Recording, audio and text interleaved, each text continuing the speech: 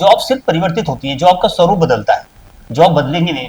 AI की वजह से बहुत तरह की जॉब्स जाएंगी तो नई तरह की जॉब पैदा होंगी। अब एआई के एक बटन में वो काम हो जा रहा है। नहीं, मैं थोड़ा सा यहाँ पर आपको इंटरव्यू करूंगा थोड़ा। हाँ, यानी कि हम चैट जीपीटी है या एआई कोई भी टेक्नोलॉजी है, जी, अगर हम उसे सही कमांड नहीं देंगे तो हमें धोखा दे सकता है। आपका कहना है? बिल्कुल धोखा दे सकता है। लेकिन सच्चाई ये भी है कि वो बहुत छोटे प्रतिशत को बेसिकली आप जो है एम्प्लॉयबल बना सकते हैं। जॉब्स बहुत ज्यादा है नहीं। धीरे धीरे गवर्नमेंट भी ज्यादातर सेक्टर्स को प्राइवेट सेक्टर के हाथ में सौंप दिया है। जो आप चर्चा कर रहे हैं बेसिकली वो दिक्कत तब आती है जब आप शेयर मार्केट के अंदर सट्टा खेलना शुरू करें।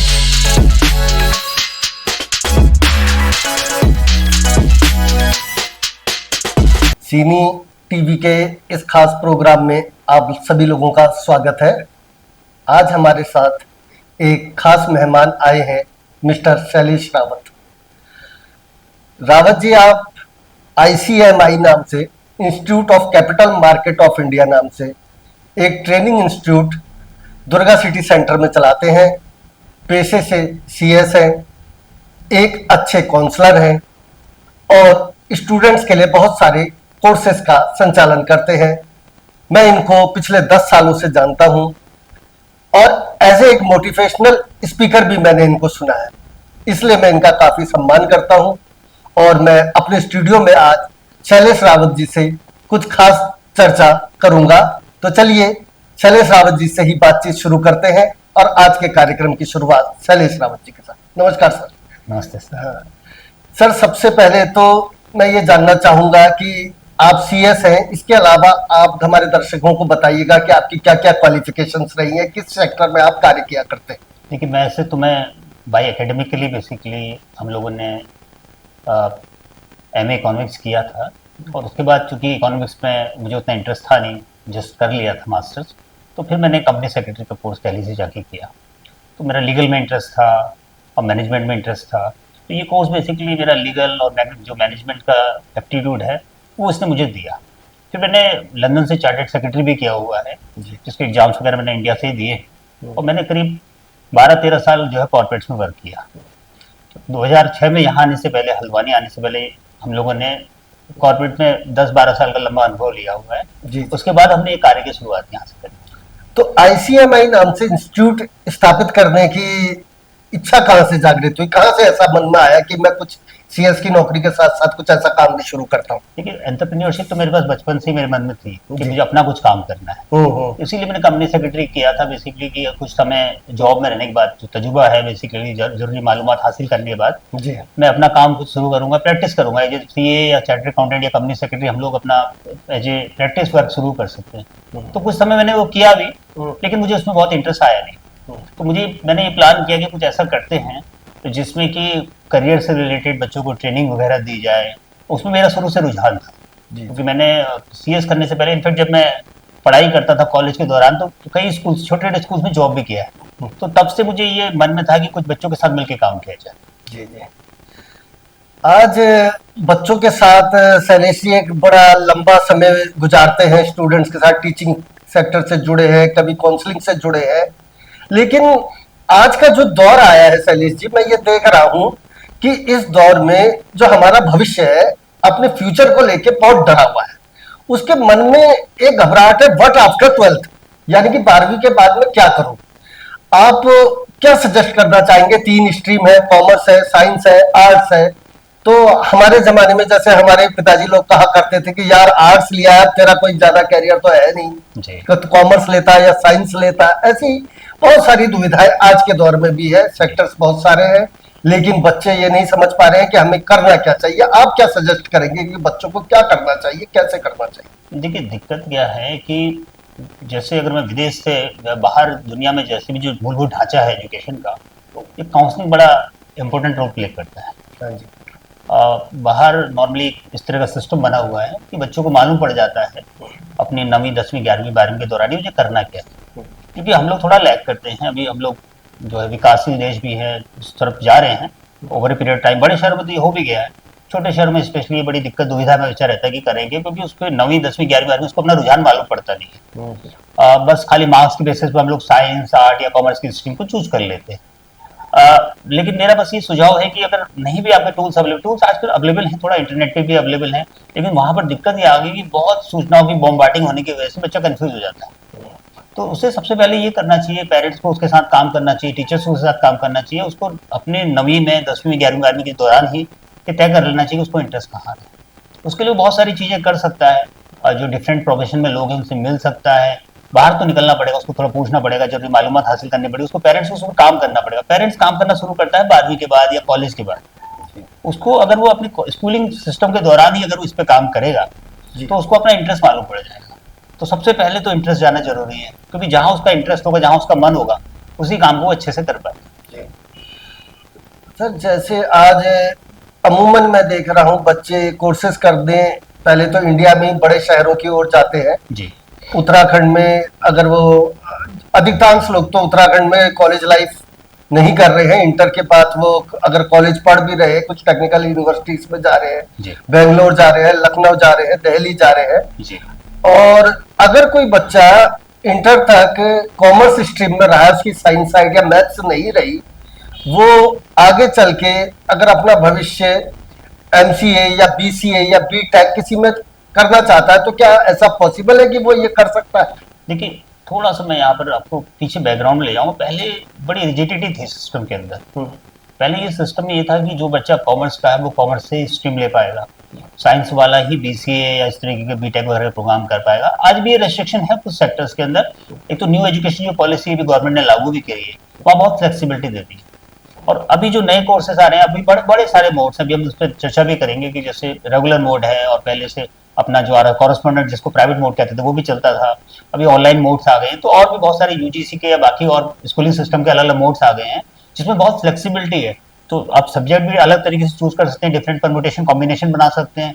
पर ये अब रेस्ट्रिक्शन नहीं रहा कि कॉमर्स का है तो आप जो है बीसीए नहीं कर सकते। बहुत सारी यूनिवर्सिटीज आपको ये ऑप्शन देती हैं कि आप कॉमर्स के बाद तो जाकर उसमें कोई शर्तें होती है कॉमर्स स्ट्रीम का अगर नहीं है, अगर वो बीसीए करना चाहता है? देखिए, समय के साथ साथ इंडस्ट्री ने और गवर्नमेंट ने भी समझ लिया है कि कॉलेज के दौरान आपको या फिर आपके स्कूलिंग सिस्टम के दौरान आपको नहीं आइडिया लगता कि आपका इंटरेस्ट क्या है, तो लोग उस टाइम पर जो एजुकेशन करते हैं, आप उनको उससे बाधे नहीं रख सकते। सपोज करिए मैंने बीएससी कर लिया, अब मुझे सीएस करना था सपोज करिए, जी तो एक एग्जाम्पल दे रहा हूँ आपको। तो अगर मैं सीएस करता हूँ बीएससी के बाद या बीए के बाद, तो पहले ये ऑप्शन कम रखे जाते थे बेसिकली बच्चों के लिए, क्योंकि तब मुझे मालूम ही नहीं है कि मेरे कॉलेज के दौरान या 12वीं के दौरान मुझे करना क्या है। तो आजकल ये फ्लेक्सिबिलिटी सिस्टम ने दे दी, इंडस्ट्री भी समझ चुकी है कि अगर कोई बच्चा है जो कि कॉमर्स है तो वो साइंस के रिलेटेड स्ट्रीम में जा सकता है। जैसे बहुत सारे ऐसे प्रोग्राम्स होते हैं। हाँ, ये हो सकता है कि अगर आपने कॉमर्स से आप ऐसे किसी इंडस्ट्री में जा रहे हैं, सपोज करिए आप इन्फोसिस में जॉब करने का प्लान कर रहे हैं और आप कॉमर्स से हैं, तो वहां पर आप हार्डकोर स्ट्रीम में भले ही ना जाएं जहां पर कि हार्डकोर आपकी मैथ्स की स्किल वगैरह चाहिए। अब बहुत सारे ऐसे सेक्टर के अंदर जा सकते हैं, जैसे बिजनेस एनालिसिस है, डेटा एनालिसिस है, जहां पर आप कॉमर्स से काम चला सकते हैं। जी जी सर, एक खास चीज बताना चाहूंगा। जैसे कि मेरे बेटे की डिमांड थी कि शैलेश सर जब आए तो एक बड़ा ही ज्वलंत प्रश्न है जिससे सारे बच्चे आजकल जूझ रहे हैं। वो कह रहे हैं कि अब नई जो टेक्नोलॉजी आ रही है, हमारे लिए जॉब्स के ऑप्शन बिल्कुल खत्म हो गए हैं। जैसे एआई टेक्नोलॉजी आ गई है, अब एआई के लिए वो स्किल डेवलपमेंट बच्चे लोग कर रहे हैं, लेकिन फिर भी उनको बहुत ज्यादा आशंका है क्या अब हमें प्राइवेट सेक्टर में जॉब मिल पाएगी या हम गवर्नमेंट जॉब करना चाहते हैं बीसीए एमसीए करके, तो कितने ऑप्शन है, कुछ उनको समझाइएगा। देखिए, ये तो एक आम धारणा है कि कोई नई चीज आती है तो वो जॉब्स कम कर देगी। ये कोई नई बात नहीं है। समय के साथ साथ चीजों में परिवर्तन आते हैं, समय परिवर्तन है, बेसिक संसार का नियम है। और पहले भी आप देखेंगे कि भाई बैलगाड़ी चलती थी तो कारें आई, फिर ट्रेन आई। तो ऐसा नहीं है, आवागमन के साधनों में, संचार के साधनों में परिवर्तन आया। पहले टेलीफोन हुआ करते थे, आज आप मोबाइल्स में चलते हैं, डेटा वगैरह में चलते हैं। चीजें बदलती हैं समय के साथ साथ, बदलाव और मानव जीवन बेसिकली बदलाव का ही नाम है। तो अगर आप ये कहें कि भाई कि एआई की वजह से जॉब चला जाएगा, पहले यही संशय लोगों ने कंप्यूटर के बारे में मुझे अपना जाहिर किया था कि जब कंप्यूटर्स आएंगे तो जॉब चली जाएगी, जबकि उल्टा जॉब बढ़ी। कंप्यूटर का एक पूरा सेक्टर खुल गया। आज की डेट में इंडिया का जितना भी फॉरेन एक्सचेंज आता है सर्विस सेक्टर से, उसमें सबसे बड़ा योगदान जो है आईटी सेक्टर का है। आईटी सेक्टर है ना। अगर आप आईटी सेक्टर को आप नहीं होता तो आज इंडिया उस सेक्टर के अंदर लीडर होता नहीं। तो इसी तरीके से एआई भी जैसे आया है, तो ये नहीं कि जॉब सिर्फ परिवर्तित होती है, जॉब का स्वरूप बदलता है। जॉब बदलेंगे नहीं, एआई की वजह से बहुत तरह की जॉब्स जाएंगी तो नई तरीके की जॉब पैदा होंगी। ये चेंजेस आएंगे बस, सिर्फ ये नहीं है कि जो है एआई आ गया तो आपका जॉब चला जाएगा या आपके पास ऑप्शंस कम हो जाएंगे। ऐसा कुछ नहीं होने वाला। मेरा मानना है कि उससे ऑप्शंस बढ़ेंगे आपके जाकर। जी देखिए, लेकिन जैसे प्रोग्रामिंग है, स्किल्स है, उनकी बच्चे कुछ सीख रहे हैं जी और उसके लिए खास कोर्सेज कराए जाते थे, काफी स्कूल कॉलेज की पढ़ाई होती थी। जी। अब एआई के एक बटन में वो काम हो जा रहा है। नहीं, मैं थोड़ा सा यहाँ पर आपको इंटरव्यू करूंगा, थोड़ा सा मेरा अपना सुझाव है। देखिए है क्या कि एआई से ऑप्शंस खुले हैं। हाँ जी। अब सपोज करिए मैं चैट जीपीटी, एक जो कि एक हमारा एआई का एक टूल है, कंटेंट राइटिंग के तमाम चीज़ों के काम आता है, मैं उसे यूज करता हूँ, मैं भी सीख रहा हूँ उसको बेसिकली, क्योंकि नई टेक्नोलॉजी है। तो हर कोई जो जाकर के चैट जीपीटी को ऐसे यूज नहीं कर सकता without getting a new skill set. आपको कुछ ना कुछ नया स्किल सेट लेना पड़ेगा। जैसे प्रॉम्प्ट इंजीनियरिंग के नाम से नया स्किल सेट आया कि उसे कमांड क्या करना है, आदेश कैसे देने हैं। तो उसके लिए आपको एआई का टूल, जो ये चैट जीपीटी है, जो भी बाकी और टूल्स अवेलेबल है आज की डेट में, जैसे गूगल का जेमिनी वगैरह है, तो उसको यूज करना आना चाहिए। यूज कर। और यूज करना आपको नहीं आएगा अगर, तो आप उसको कमांड, ऐसा नहीं कि किसी ने बैठ के कमांड दिया और वो कुछ भी आंसर देगा। वो तो जैसे गूगल सागर है, वहां पर सागर है, तो आपको कुछ भी आंसर दे देगा। वो नॉर्मली वो आंसर फेक भी हो सकते हैं और मिसलीडिंग भी हो सकते हैं। तो उसके लिए आपको उसको कमांड करना आना चाहिए, उसको ट्रेनिंग देनी आनी चाहिए बेसिकली। हाँ, यानी कि हम चैट जीपीटी है या एआई कोई भी टेक्नोलॉजी है, जी अगर हम उसे सही कमांड नहीं देंगे तो हमें धोखा दे सकता है। आपका कहना है? बिल्कुल धोखा दे सकता है। आप चाहे, लोग सोचते हैं कि हमने कंटेंट लिखना है या कोई और काम करना है, उससे हमने कमांड दे दी, प्रोग्रामिंग दे दी, वो भी आपको सीखना पड़ेगा। और वो जितने आप सक्षम होंगे, जितने लंबा समय उसके साथ गुजारेंगे, उसके साथ ही आपकी जो ये स्किल सेट है वो डेवलप होती जाती है ओवर पीरियड टाइम। जी सर, एक सवाल और है कि बच्चों को अब कैरियर में किस तरीके से गवर्नमेंट सेक्टर में जाना चाहिए या प्राइवेट सेक्टर की ओर बढ़ना चाहिए? उत्तराखंड में जॉब्स के कितने ऑप्शन है? पढ़ाई कौन से लेवल तक की उत्तराखंड में करनी चाहिए और किस लेवल की उत्तराखंड से बाहर जाना आप बेटर समझते हैं? देखिए क्या है कि जो गवर्नमेंट सेक्टर है वो हमेशा से सुरक्षित सेक्टर माना गया है। जी। गवर्नमेंट इंडिया के अंदर स्पेशली बहुत बड़ा जॉब दाता रहा है, बेसिकली जॉब प्रदाता रहा है, और साथ में उसमें साथ सिक्योरिटी भी रही है, अच्छी सैलरी भी रही है, इससे जुड़ा हुआ है। इसकी वजह से इसमें रुझान बहुत ज़्यादा है। लेकिन सच्चाई ये भी है कि वो बहुत छोटे प्रतिशत को बेसिकली आप जो है एम्प्लॉयबल बना सकते हैं। जॉब बहुत ज़्यादा है नहीं। धीरे धीरे गवर्नमेंट की ज़्यादातर सेक्टर्स को प्राइवेट सेक्टर के हाथ में सौंप दिया है। बैंकिंग वगैरह में भी आप अगर देखेंगे तो धीरे धीरे गवर्नमेंट की पॉलिसी ये रही कि उसको प्राइवेटाइज कर दे। तो ज़्यादातर सेक्टर्स को गवर्नमेंट ने तो प्राइवेटाइज कर दिया है या करने की प्रोसेस में है। तो जॉब गवर्नमेंट की घटेंगी, ये तय बात है। और अभी भी जितनी जॉब्स अवेलेबल हैं, और जो हमारे पास जो युवा वर्ग अवेलेबल है जो कि जॉब के लिए अप्लाई कर रहा है, वो उसका बहुत ज़्यादा बड़ा प्रतिशत है। अगर आप देखेंगे, अगर 100 नौकरियां आती तो लाखों बच्चा उन जॉब्स के लिए बैठता है। तो सबको तो जॉब मिलने से रही। जी। तो ये बात समझनी चाहिए बच्चे को कि हर किसी को गवर्नमेंट जॉब नहीं मिल सकता। बहुत छोटा परसेंटेज होगा, सपोज करिए 1% मिल गया, तो जो 99% बच्चा है वो अल्टीमेटली करेगा क्या? तो उसको क्या करना चाहिए? उसको अपने पास ऑल्टरनेट प्लान रेडी करके रखने चाहिए, अपने इंटरेस्ट के हिसाब से, अपने उस हिसाब से अपना रुझान देके अपने स्किल सेट डेवलप करे। स्कूलिंग के दौरान, कॉलेज के दौरान कुछ वोकेशनल कोर्सेज कर ले, जो भी उसकी कैपेबिलिटी है, और प्राइवेट सेक्टर के अंदर प्लान कर ले। हाँ सर, तो एक चीज और मैं पूछना चाह रहा हूँ कि आजकल की जो सोशल मीडिया है, इसने बच्चों की पढ़ाई में कितना इफेक्ट डाला है? जैसे इंस्टाग्राम में भी बच्चे बहुत समय दे रहे हैं, यूट्यूब में काफी समय दे रहे हैं, फेसबुक वगैरह, ये सारी चीजें क्या ये बच्चों के लिए फायदेमंद है या नुकसानदायक है? देखिए सोशल मीडिया तो कहीं से फायदेमंद है नहीं, क्योंकि वो फायदा तो मुझे आज तक दिखा नहीं। वो पूरा इंगेजमेंट आपका टाइम का, आपका पूरा समय वो ले लेता है। और वो आजकल कैसे वर्क करता है ये अगर आप देखें, तो जो आपका जो सोशल मीडिया है, सोशल मीडिया पूरा एआई ड्रिवन है। ठीक है, वो डेटा एनालिसिस पे चलता है। जैसे ही आप जो है सोशल मीडिया पे जाते हैं, चाहे वो इंस्टाग्राम है, चाहे फेसबुक है, या और भी कोई मीडियम है, तो होता क्या है कि उसका एआई आपको समझ लेता है, वो आपका इंटरेस्ट पकड़ लेता है। आप जिन रील्स पे रुकते हैं, जिन रील्स पे ज़्यादा समय डिवोट करते हैं, जहाँ लाइक्स करते हैं, वो पकड़ लेता है, और आपको अकॉर्डिंगली आपके इंटरेस्ट के हिसाब से वो दिखाता रहता है। ठीक है, जैसा भी आप देखना चाहेंगे, और आपके इंटरेस्ट के हिसाब से चीज़ें आएंगी तो आप एंगेज रहेंगे, और एंगेज रहेंगे तो आपका सारा टाइम वो ले लेगा। अब अगर आपके पास कुछ और काम नहीं है तो फिर भी ये चीज़ें छोड़ी जा सकती है। लेकिन अगर आप स्टूडेंट हैं, आप या फिर कोई जो है काम करने वाले व्यक्ति हैं, कुछ और काम करते हैं, तो सारा समय यहीं लग जाएगा। और आपको सबसे इंपॉर्टेंट चीज़ आज की डेट में टाइम मैनेजमेंट, तो आपका फोकस जो है सारा उधर चला जाएगा आज की डेट में। नहीं, लेकिन एक समस्या तो है ही कि अगर हम अब बच्चों से कहते हैं यार आप फोन नहीं चलाएंगे, तो उनके स्कूल के वर्क भी फोन पे ही आ रहे हैं और बच्चे कहते हैं काफी नॉलेजेबल चीजें जाती है, हम कोर्सेज के बारे में पढ़ रहे हैं या देख रहे हैं, तो कैसे हम बच्चों को रोकें? क्या बिल्कुल, ये तो देखिए आप भी यूज करते होंगे मोबाइल फोन, मैं भी यूज करता हूँ, और हम भी जब उसमें जाते हैं तो उसकी चकाचौंध से हम भी नहीं बचते, ये तो बात है। मैं खुद जब रील्स वगैरह पे जाता हूँ तो मेरा भी वो एआई पकड़ता है और बेसिकली मुझे भी एंगेज कर देता है। 5 मिनट के लिए हम जाते हैं तो 1 घंटा कब निकल जाता है मालूम ही नहीं पड़ता। तो उसके तरीके हैं थोड़ा सा कि आपको बच्चों को आप आज की डेट में मना तो नहीं कर सकते, जाहिर सी बात है, क्योंकि हम खुद एग्जाम्पल सेट कर रहे हैं, हम खुद ही मोबाइल के ऊपर हैं। तो खुद से ही शुरुआत होगी, आपको अपना टाइम बनाना पड़ेगा, बच्चे का टाइम बनाना पड़ेगा। सबसे बड़ी दिक्कत आई है जब आपने ये जो घर में वाईफाई लगाया हुआ है, तो उसकी वजह से अगर कट कर सकते तो उसको कट करिए, मोबाइल का जो 1.5 GB डेटा उसी से काम चलाइए, तो एक पॉसिबिलिटी बनती है। प्लस यूट्यूब वगैरह का सब जो बाकी इस तरीके की यूट्यूब या इस तरीके के और जो शॉर्ट्स वगैरह दिख रहे हैं, उसके टाइम को रेस्ट्रिक्टेड करिए, आधा घंटा कर दीजिए दिन भर के अंदर। तो ये तो सारा यानी कि कुछ टाइम मैनेजमेंट सेट करना सारा टाइम मैनेजमेंट करना पड़ेगा, और बच्चे को भी समझाना पड़ेगा, उसको भी इस बात की आवश्यकता पे जोर देना पड़ेगा कि ये आपका टाइम ले रहा है। बाकी जैसे आपने कहा कि भाई आजकल बच्चे कहते हैं कि इसमें बहुत काम की चीजें आती हैं, नो डाउट, लेकिन सब समस्या ये है कि एक्चुअल में हम काम की चीजों में जा कितना रहे हैं।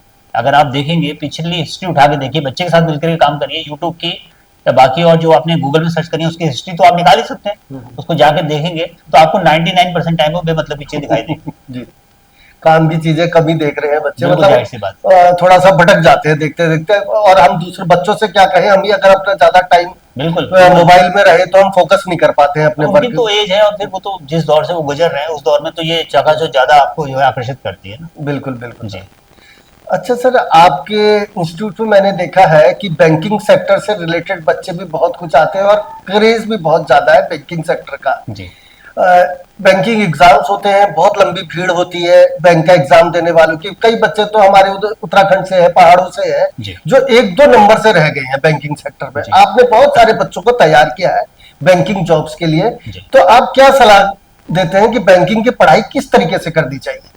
कहाँ उनसे गलतियां हो जाती है बच्चों से? देखिए, पहले तो थोड़ा सा मैं आपको एक थोड़ा सा अवेयरनेस और देते हैं कि जो बैंकिंग सेक्टर है एक बहुत बड़ा हिस्सा है फाइनेंस सेक्टर का, उसका एक छोटा सा हिस्सा बैंकिंग सेक्टर। तो पहले बैंकिंग की बजाय बैंकिंग एंड फाइनेंस कहेंगे तो बेटर रहेगा। ओके। ठीक है, क्योंकि बैंकिंग के अंदर सपोज करिए अगर 2 लाख वैकेंसी आ रही है तो फाइनेंस सेक्टर 20 लाख से ज्यादा जॉब प्रोड्यूस कर रहा है। तो एक 10% का हिस्सा सिर्फ बैंकिंग का है। सर, फाइनेंस सेक्टर में क्या क्या आता है? देखिए, बैंकिंग भी फाइनेंस सेक्टर का ही हिस्सा है, जी। और बैंकिंग के अंदर जब हम बैंकिंग की चर्चा करते हैं तो हमारे दिमाग में बैंक आता है, एसबीआई या कोई भी प्राइवेट बैंक जहां पर हम लोग जाएंगे, कैश जमा करते हैं, हम लोग जो है चेक जमा करा या कोई और डीलिंग करी, नेट बैंकिंग करा या हमने एटीएम कार्ड वगैरह यूज करे, लेकिन एक्चुअल में ये रिटेल बैंकिंग है। तो इसके अलावा रिटेल बैंकिंग है, कॉर्पोरेट बैंकिंग है, इन्वेस्टमेंट बैंकिंग है, बैंकिंग के बहुत सारे सेक्टर्स हैं बेसिकली। तो पहले उसके लिए अवेयरनेस क्रिएट करनी चाहिए, फिर ये देखना चाहिए कि एंट्री लेवल पे कितनी जॉब्स इन सेक्टर्स के अंदर आ रही है, नेक्स्ट लेवल पे क्या आ रही है, सीनियर लेवल पे क्या वैकेंसी आ रही है, तो आपको एक करियर पाथ का आइडिया लगेगा। ठीक है, बैंकिंग के अंदर हम जाने का एक ही तरीका जानते हैं कि भाई सरकारी की तैयारी करो, वो सही है, अपनी जगह तरीका है। बहुत सारे गवर्नमेंट बैंक जो है उसके लिए एसबीआई है, आईबीपीएस के थ्रू एग्जाम्स कंडक्ट करते हैं क्लरिकल लेवल पर, पीओ लेवल पर, लेकिन दिक्कत यही है कि वहाँ पर लिमिटेड वैकेंसी है, तो सब बच्चा वहाँ नहीं जा सकता। लिमिटेड वैकेंसी है, 6-7-8 हज़ार वैकेंसी साल भर की आती हैं, उनमें 6-7 हज़ार बच्चे ही जाहिर सी बात है जाएगा, लेकिन जो देने वाले उस एग्जाम को बच्चा है वो 60-70 लाख का बच्चा की क्वांटिटी है बेसिकली। तो प्लान ये करिए कि प्राइवेट सेक्टर को मूव करिए। प्राइवेट सेक्टर के अंदर इंडियन प्राइवेट बैंक्स हैं, फॉरेन प्राइवेट बैंक्स हैं, और उसमें बहुत तरीके के डिफरेंट सेक्टर्स आते हैं जिनमें एंट्री लेवल पे डिफरेंट स्किल सेट के साथ लोग चाहिए होते हैं। तो उन स्किल सेट्स को अगर आप डेवलप करेंगे, पहले अवेयरनेस लीजिए, फिर देखिए मेरा रुझान कहाँ पर है, और फिर उसके हिसाब से अकॉर्डिंगली अपने स्किल सेट रेडी करिए, एंट्री लेवल की जॉब्स के लिए ट्राई करिए, और जरूरी एक्सपीरियंस लेने के बाद फिर नेक्स्ट लेवल पे प्लान कर सकते हैं। अच्छा, तो सर स्किल डेवलपमेंट के लिए कौन कौन सी स्किल्स है जिसके लिए बच्चे ट्रेनिंग कर सकते हैं? देखिए, आज की डेट में जैसे आप बैंक में जाना चाहते हैं तो सेल्स से रिलेटेड कुछ स्किल्स होती हैं, प्लस जैसे जब आप बैंक में जाते हैं तो पहली दफा जब आप बैंक में जाते हैं तो आप केवाईसी करते हैं, आपने सुना भी होगा शायद, केवाईसी वगैरह करते हैं, आपका फोटो है, आपका आइडेंटिटी प्रूफ है, या आपका बैंक अकाउंट का डिटेल है, आपका इनकम का सोर्स वगैरह क्या है। तो हर एक बैंक आज की डेट में केवाईसी करता है। इस केवाईसी के पीछे का जो लॉजिक है वो हमें थोड़ा समझना पड़ेगा। देश में कानून लागू होता है, इसको बोलते हैं anti money laundering act. Anti money laundering act का मतलब सीधा सीधा है कि जो व्हाइट मनी को आप जो है ब्लैक करने की, सॉरी ब्लैक मनी को आप व्हाइट करने की कोशिश करते हैं, तो उसी को हम एंटी मनी लॉन्ड्रिंग के थ्रू रोकने की कोशिश करते हैं। बैंक इसका सबसे बड़े माध्यम है कि ज्यादातर लोग जो लोग ब्लैक मनी को व्हाइट में कन्वर्ट करते हैं वो बैंकिंग के थ्रू करते हैं। अब आपको इसको रोकना है तो सबसे पहले बैंक में एंट्री लेवल पे जो लोग गलत कस्टमर है उसको रोकना पड़ेगा। उसके लिए केवाईसी वगैरह के नॉर्म्स होते हैं, और इन्हीं केवाईसी के नॉर्म्स को पूरा करने के लिए एंटी मनी लॉन्ड्रिंग एक्ट जो है बेसिकली बहुत तरीके के प्रोविजंस बनाता है और बहुत तरीके के प्रोसीजर लागू करता है। तो उसमें ही देश में इस वक्त लाखों वैकेंसी आती है हर साल। अच्छा, हाँ, उसमें एंट्री लेवल पे आप बेसिक स्किल ले लीजिए, Indian institute banking and finance के कोर्सेज हैं जो कि आपको एंट्री लेवल पर हैं, एनआईएसएम के पेपर्स होते हैं जिसको आपने अगर क्वालिफाई कर लिया तो आप एंट्री लेवल पे बैंक्स के अंदर आराम से इजीली ट्राई भी कर सकते हैं, और वहाँ पर सफिशिएंट नंबर ऑफ वैकेंसी है, और ज्यादा लंबा स्किल सेट भी नहीं चाहिए, 5-6 महीने के अंदर ही आप एम्प्लॉयबल हो जाएंगे। आपने भी शायद एक न्यूज़पेपर में देखा होगा कि हाल ही में एक हल्दू चौड़ नहीं लालकुआ क्षेत्र में एक लड़के ने केवल इसलिए सुसाइड कर दिया कि उसने ज्यादा पैसा शेयर मार्केट में लगा दिया था हाँ, और वो परेशान हो गया। उसके पापा मम्मी ने शायद अपनी सारी प्रॉपर्टी भी भेज दी, तब भी उतना कर्जा वो नहीं चुका पाए। जी तो बच्चे ने डिप्रेशन में जाने के चलते ये कदम उठाया। जी और इससे पहले मैंने सेम न्यूज पढ़ी है, शेयर मार्केट के क्षेत्र में भी आपका इंस्टीट्यूट काफी कोर्सेज कराता है, आप उसके एक्सपर्ट भी है। जी। तो क्या ये समझे कि शेयर मार्केट में 1 रुपया भी इन्वेस्ट ना करें और ये काम ही ना करें, क्या करना चाहिए? देखिए, पहले थोड़ा बेसिक समझते हैं, शेयर मार्केट है क्या। जी शेयर मार्केट बेसिकली जो भी कंपनीज कॉर्पोरेट सेक्टर के अंदर है, देश का एक बड़ा हिस्सा कॉर्पोरेट सेक्टर में है, उनके इन्वेस्टमेंट का एक टूल है। लोग जैसे रिलायंस इंडस्ट्रीज है या एसबीआई बैंक ही है फॉर एग्जांपल, या एचडीएफसी बैंक है, ये सभी कंपनियां रिसोर्सेज जुटाने के लिए शेयर्स जारी करती हैं। इन्वेस्टर उसमें निवेश करता है, अगर उसको समझ ज़्यादा अच्छी है तो वो स्वयं से निवेश कर सकता है, और अगर उसको समझ कम है थोड़ी सी तो म्यूचुअल फंड का रास्ता है जिसके थ्रू आप निवेश कर सकते हैं। यहाँ तक कोई दिक्कत नहीं है, क्योंकि इंडिया एक बढ़ती हुई इकॉनमी है, 7-8% के हिसाब से जीडीपी ग्रो कर रही है, और कॉर्पोरेट सेक्टर भी 12-13% के हिसाब से सालाना जो है ग्रो कर रहा है। तो वहां पर अच्छी रिटर्न है एज ए इन्वेस्टर, अगर आपको थोड़ा सा जानकारी हो, पहले जानकारी लीजिए। जो आप चर्चा कर रहे हैं बेसिकली वो दिक्कत तब आती है जब आप शेयर मार्केट के अंदर सट्टा खेलना शुरू करते हैं, या बेसिकली आप ट्रेडिंग शुरू करते हैं। ट्रेडिंग के लिए बहुत ही special kind of skill set चाहिए, जो कि लेस देन 0.1% लोगों के अंदर होते हैं। तो 99.99% मान लीजिए कि आपको लॉस के चांसेस हैं।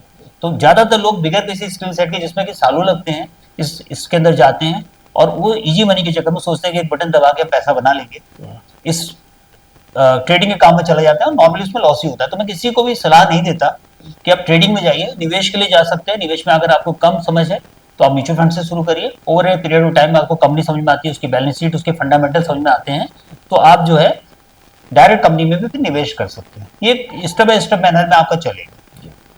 नहीं, अगर जैसे मुझे समझिए कि मुझे जैसे शेयर मार्केट की या ट्रेडिंग की बिल्कुल जीरो नॉलेज है।